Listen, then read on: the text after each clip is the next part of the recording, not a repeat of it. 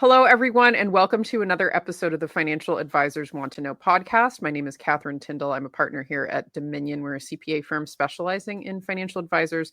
And a topic that I am super passionate about is executive assistants and the role that executive assistants and virtual assistants play in building successful practices. I've seen it myself in my own firm. I see it time and again in clients that are able to implement getting assistants in the right spots, being able to really unlock growth in their firms. And so on today's episode, I have two experts here from Athena Executive Services. I have Gina, who's the founder, and then I have Jennifer, who has a specific specialty with the financial advisor niche, so to speak. She's worked with doing implementations, and they have both been, their company has been part of this movement into virtual assistants long before the pandemic. They've been in business almost a decade, and their unique difference compared with a lot of other companies that do this work is that they solely work with United States-based assistants.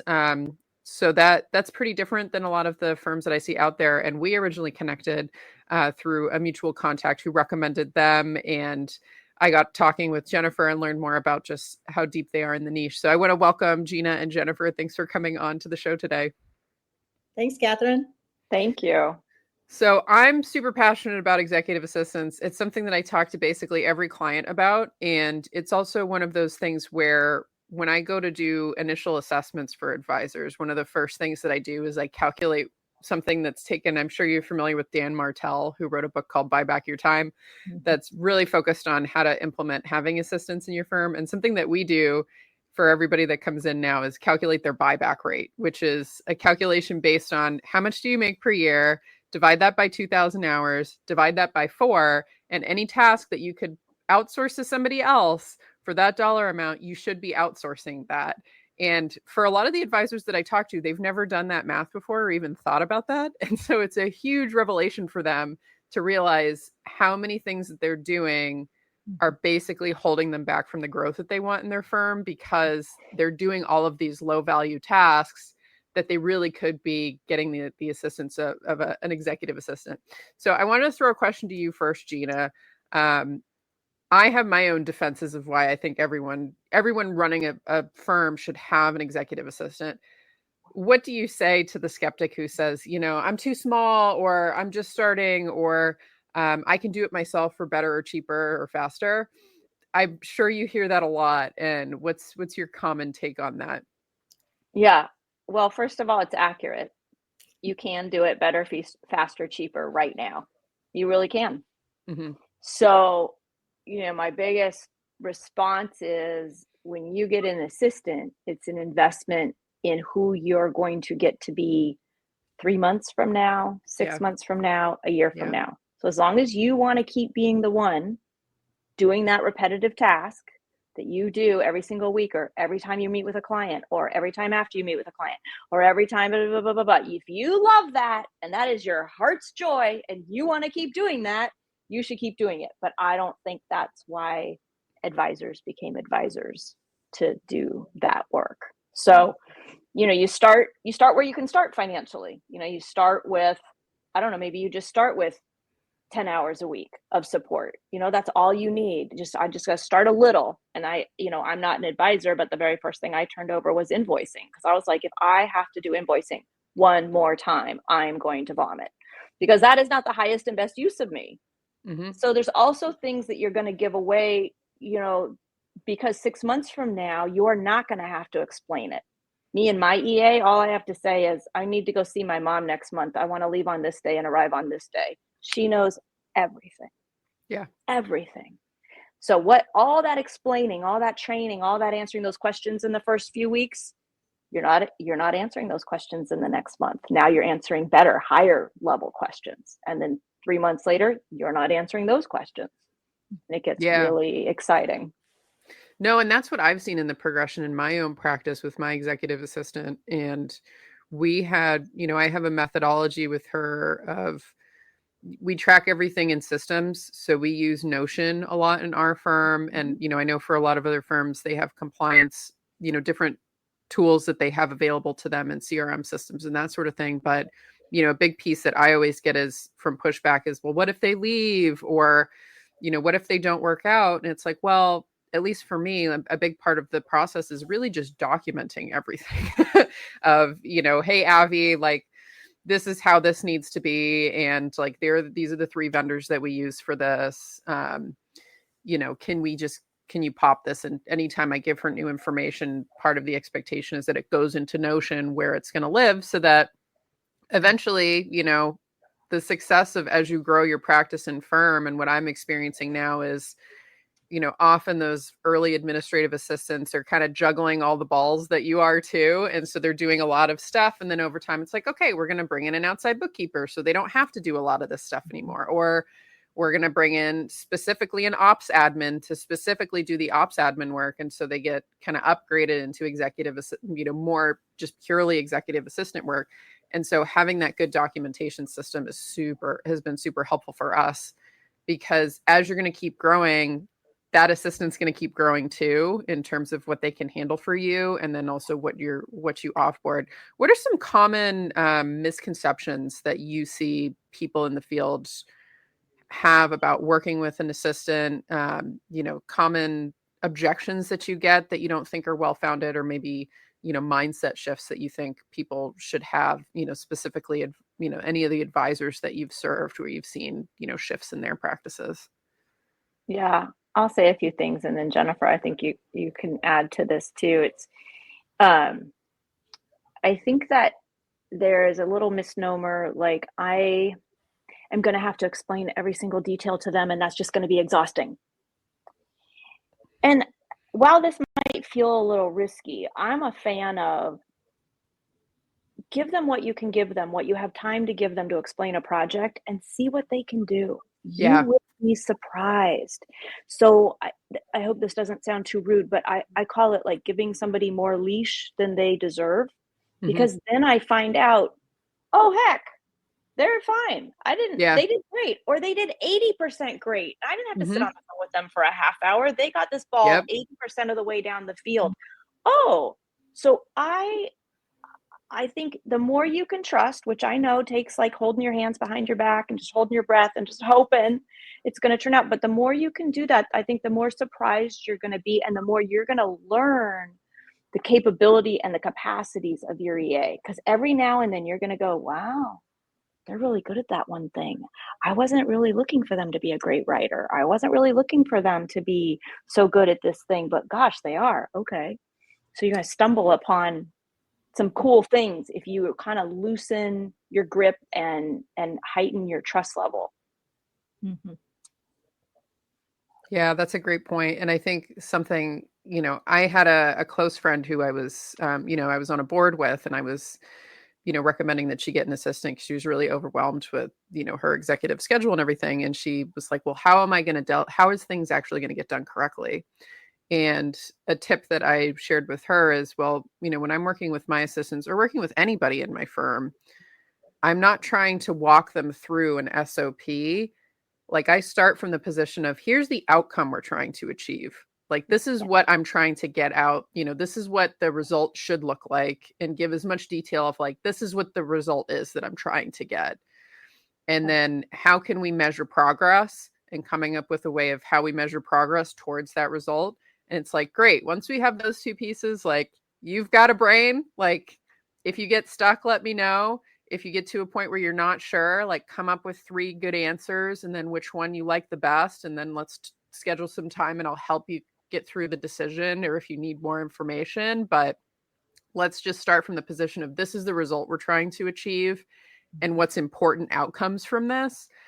And most of the time, if you just start from that, that's been my experience, is you get better work. Like, when you have people who are owning things, really owning things, like, they often come up with better answers than what I would have come up with, because a lot of times they have more context and they're able to devote more brain space to it than, me sitting down with them and like, step 1 is open up the email browser, and step 2, and like, we're going to take a picture of everything. And it's like, changing that to be more outcomes focused, I think has been a huge shift for me, and prevented a lot of that, really junky, outdated, overladen SOP functions that I've seen a lot of places do. And really letting the person, use their critical thinking skills, which is much more engaging. Like I don't Yes. think anybody wants to be a robot. Yes, exactly. I start telling people to start delegating thinking.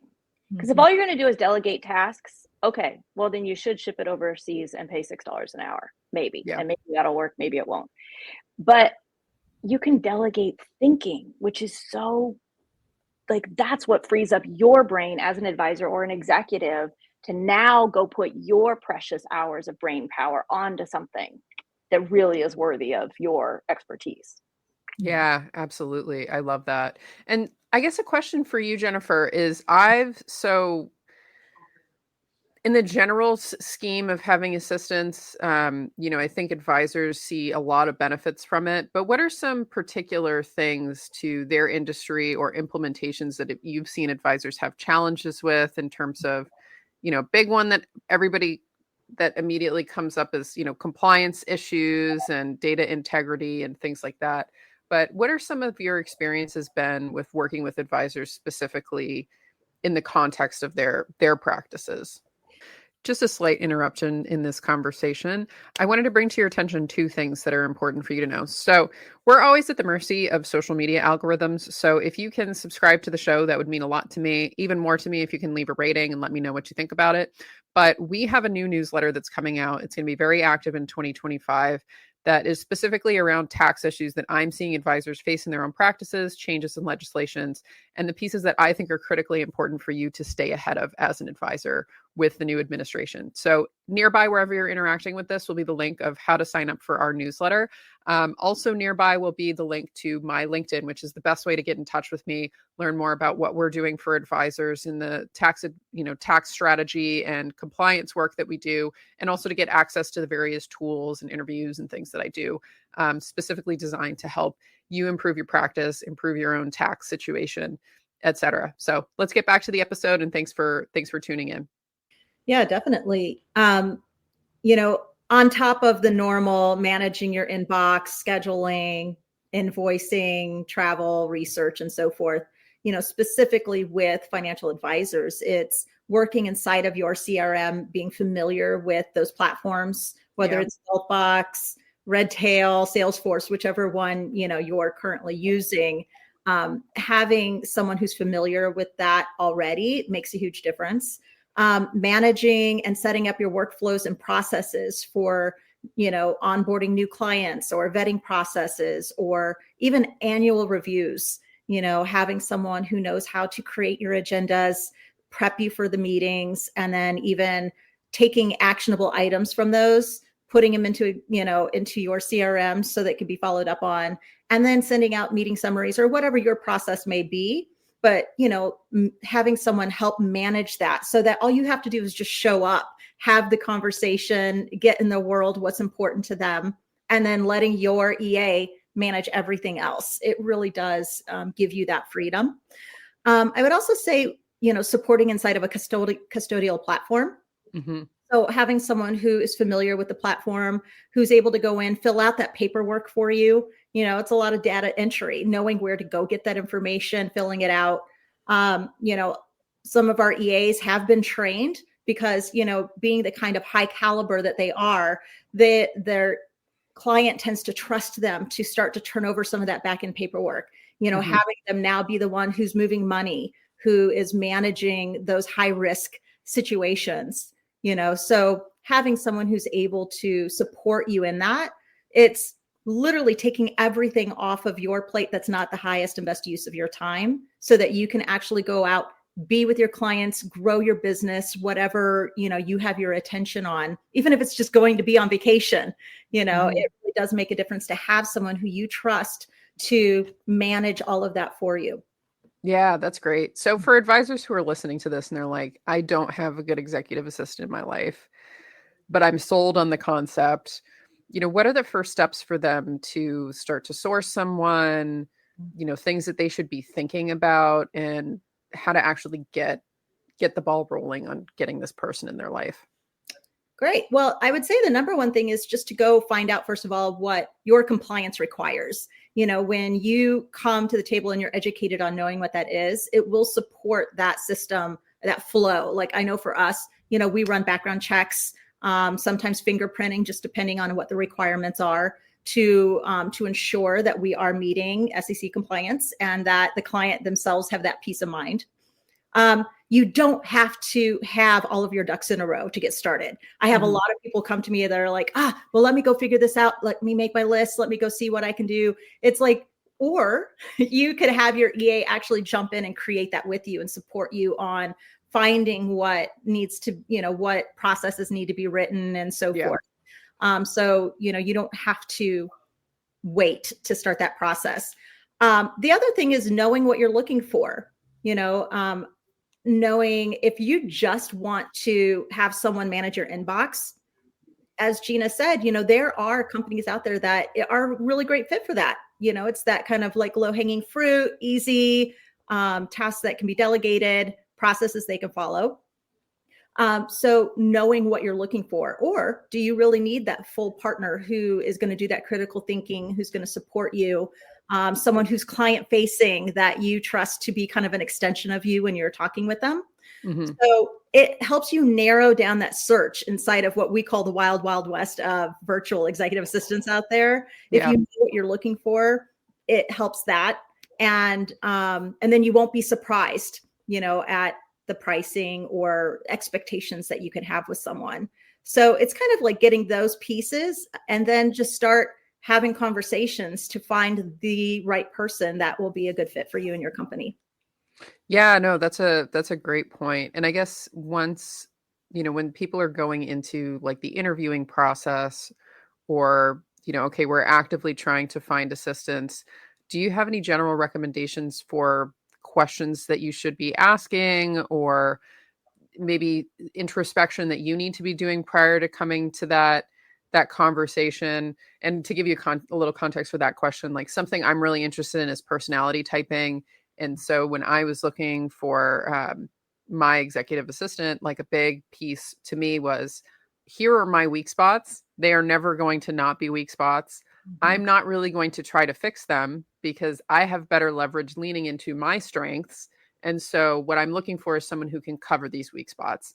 So any recommendations you have around how people should be contextualizing, because it's a person-to-person relationship, like an executive assistant when leveraged correctly, like mine has access to all my payment, account. Like she's got access to everything, my inbox, my life. Like you kind of have to have that. If you really want to get the most out of an executive assistant, it really has to be that open relationship. And so that it's almost like dating. It's like you're really looking for somebody that you can really trust to that level. And so what's some advice that you have when it comes to, like dating, finding an executive assistant on that, that person-to-person level beyond just like background checks and that kind of stuff? Yeah, Catherine, you pointed to probably one of the number one things is, actually getting clear on what is important to you. What do you want to spend your time on? Yeah. And then that will help you on narrowing down everything that you want to delegate so that you really can then go invest your time where it's wanted and needed. And so once you're kind of getting clear on those two aspects, that will then have you come and now we're looking at skill sets. Now we're looking at when you're talking with someone, you can start to see like, what do you want your EA to be proficient in? And that allows the person that you're interviewing have an idea of being able to say whether that's something that they can do or not. And the time that you're willing to put into it, like how many hours a week are you wanting to delegate to someone? You can start with something as low as 10 hours to at least get someone in there and offboarding some of the things that will just give you that freedom right away, feel that relief right away. You can build from there as well. So, those are some of the first things. But when you are talking about personality, that's something that we at Athena really highly value is I can be over here looking at skill sets and everything that you're looking for. But it does come down to having that face-to-face interview with that person to be like, do we really mesh? Can I bring them onto my team? So that is part of our vetting process is that we actually have our clients meet with our EAs and we're very professional about it. If it's not a match, that's okay. We get it, so we're not afraid to go back, look at what might've been missing for them so that we can bring that in the second time around. But if you're coming to the table going, I need somebody who is not afraid to make suggestions, who is gracious and great with people, and who likes to have fun, or someone who they just straight communication and they're just on the ball and they're focused. Those things help when you're trying to find someone that you want to bring onto your team.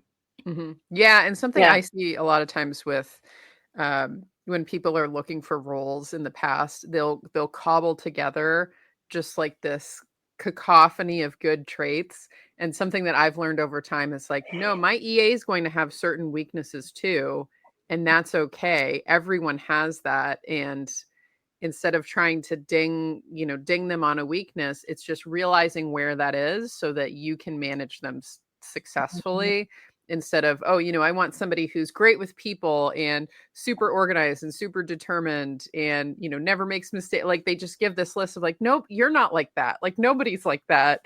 So finding really those weak spots, I think has been what I've found to be a winning ticket for myself and, for the other people in my firm to be able to give them grace for who they are too. But I love that. So as we kind of wrap things up, any closing thoughts or other things that you think maybe advisors should be aware about with the work that you do or, things that maybe we didn't hit today?